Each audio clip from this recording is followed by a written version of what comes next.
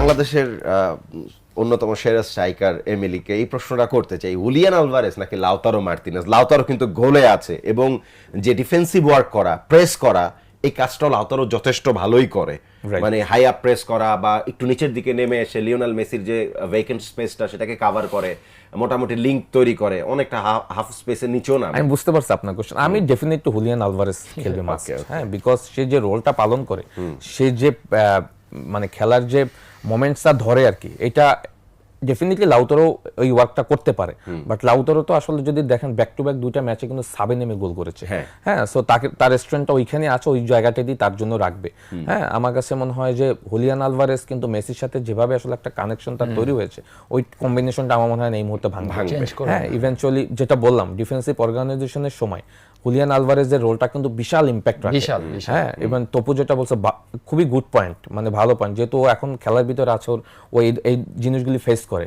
আমরা যখন ফেস করতাম, যেমন আমি যেহেতু স্ট্রাইকার খেলতাম, আমাকে বলতো সবসময় অপোনেন্ট টিমের হোল্ডিং মিডফিল্ডারের সাথে এসে দাঁড়িয়ে থাকতে। এটাতে কি হয়, দুই সেন্টার ব্যাক তাকে আর বলটা দিতে পারে না।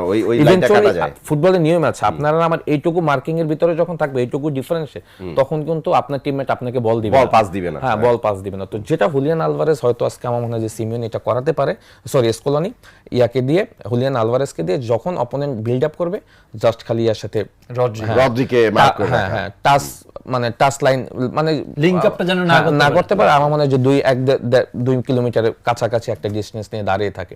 সো এটা করতেই হবে, আদার্স রড্রি তো ওদের মেইন অপারেট করে খেলাটাকে, নিউক্লিয়াস। হ্যাঁ, নিউক্লিয়াস। তো সেই জায়গা থেকে আমার মনে হয় যে এটা করতে পারলে কিন্তু আমার কাছে মনে হয় যে গেম প্ল্যান অনেকটা এগিয়ে যাবে আর্জেন্টিনা। হ্যাঁ, সো স্পেনের যেটা ফ্রান্স যেটা করেনি একদমই, রড্রিকে একদম ওপেন রেখেছে, সবাইকে পুরো ওরা মেসিকে বোতলবন্দি করেছে আর ওরা রড্রিকে ওপেন রেখে ছেড়ে দিয়েছে। ঘটনা হচ্ছে কি, এমলি ভাই ধরেন ফ্রান্সের 4 জন প্লেয়ার আসলে অফ দা বলে ততটা শার্প না, রাইট। আপনি আলভারেজকে যেভাবে পাবেন अवेलेबल, এটা তাদের মধ্যে কারো সেই অ্যাবিলিটি নাই। আলভারেজ কিন্তু অ্যাটলেটিকো মাদ্রিদে খেলে, ইফ ও যদি ফিক্স নাম্বার 9 থাকতো, লা লিগার হাই স্কোরার হইতো, রাইট। এত ওয়ার্ক করে, তো ওয়ার্ক রেট, তো সেই ক্ষেত্রে আলভারেজের এই ডিউটিটা তো অবশ্যই দিব। এবং তার সাথে যেই এমলি ভাই বললো, আসলে যে লিওর সাথে আসলে আলভারেজের গত ওয়ার্ল্ড কাপে আমরা দেখেছি যে তার সাথে একটা আন্ডারস্ট্যান্ডিং, আসলে বল দেওয়া, বল নেওয়া, পজিশন সেন্স, আসলে সবকিছু মিলিয়ে আমার কাছে মনে হয় যে লাউতারোকে খেলাবে না এবং আলভারেজের পসিবিলিটিটা বেশি। আর স্পেনের আরেকটা স্ট্রং পয়েন্ট হলো তাদের দুই ফুলব্যাক। আমার কাছে যেটা মনে হয়, এই দুই ফুলব্যাক আমার কাছে মনে হয় যে কাজগুলি করে, হ্যাঁ, যেটা আসলে আর্জেন্টিনার ওই ফুলব্যাকে কিন্তু আবার তারা ওই কাজগুলি পায় না তাদের কাছে। আর্জেন্টিনা দুই ফুলব্যাক এই ওয়ার্ল্ড কাপের অন্যতম ওয়ার্স্ট, আর ওদের দুই ফুলব্যাক এই ওয়ার্ল্ড কাপের না একদম ওয়ার্স্ট বলে আমি একটু ডিফেন্ড করব। বড় দলগুলো আমি সেমিফাইনাল যে চারটা দল উঠেছে, চ্যাম্পিয়ন দল উঠেছে, সে চার দলের মধ্যে এটাই ওয়ার্স্ট চ্যাম্পিয়ন দল হিসেবে ওয়ার্স্ট। কারণ হচ্ছে নাহুয়েল মনিদার ওই এন্ড দিয়ে, রাইট, মানে অপোনেন্ট আক্রমণ করেছে, যত আক্রমণ, মানে 7টা গোল খেয়েছেন আর্জেন্টিনা, ওই মানে অলমোস্ট 53% অ্যাটাক হয়েছে শুধু নাহুয়েল মলিনা যেই এন্ড দিয়ে থাকে, মানে রাইট উইং, মানে রাইট ব্যাক পজিশন যেটা ওই দিক দিয়ে।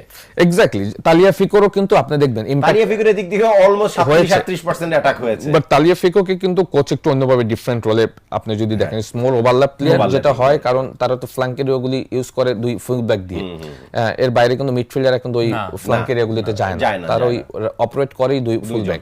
তো সেইখান থেকে পেড্রো পোরে এবং কুকুরেলা কিন্তু খুবই ডেঞ্জারাস, স্পেশালি কুকুরেলা তো আমার মনে হয় যে বুলেটের গতিতে যায় আর আসে। হ্যাঁ, সো এইটা কিন্তু ম্যানেজ করতে হবে আপনার, বিকজ এমন সময় কুকুরেলা পেড্রো পোরের গোলটা যদি দেখেন, হ্যাঁ, আর্জেন্টিনাকে যদি পিছনে স্পেস দেয়, ওই একটা দুটো 1-2 করে কিন্তু তারা কাজ, হ্যাঁ, সো এই মোমেন্টস গুলি মানে তৈরি হতেই দেয়া যাবে না আর্জেন্টিনার পক্ষ থেকে। আরেকটা ব্যাপার, ধরেন মেসি যদি রাইট সাইডে চেপে যায়, কুকুরেলা কিন্তু উঠবে না, উঠবে না ডেফিনেটলি। এবং আমি যেটা বলছি যে আর্জেন্টিনা যখন বিল্ড আপ করে তাদের মেইন 5টাই কিন্তু থাকা অপশন থাকে লিওনেল মেসি। সো আমার মনে হয় যে ডিফেন্ডার একটা অন্যরকম গেম প্ল্যান থাকবে, কুকুরেলা আইদার কুবার্সি বা লেপোর্ট এসে ওই মেসির সাথে দাঁড়িয়ে থাকা, রাইট। ওই যে মেসি ইঞ্জিনিয়ার যেটা করতে হয় সেটা হচ্ছে মানে তিনজন একটা ট্রায়াঙ্গেলে জোনাল মার্কিং এ যাইতে হয়, তাছাড়া তো ম্যান টু ম্যান। যদি আপনি এটা দেখেন, ইংল্যান্ড কিন্তু এলিয়ট অ্যান্ডারসন কিন্তু সব সময় চেষ্টা করে সেখানে তার একটা ক্লোজ মার্ক করা, সো এটা মেসির সাথে করতেই হবে। বাট মেসিকে আপনি নিয়ন্ত্রণ করতে পারবেন, হ্যাঁ, বিকজ মেসিকে ট্রিক খাটায় ফেলবে, হ্যাঁ, মেসিকে নিয়ন্ত্রণ করে একমাত্র উপরে যে বসে আছে সেই নিয়ন্ত্রণ করে, এবং সে আমার মনে হয় যে তার মতো যখন, হ্যাঁ, পসিবল, সে নিয়ন্ত্রণ করে এবং সে নিয়ন্ত্রণ করে মেসির পক্ষেই নিয়ন্ত্রণ করে।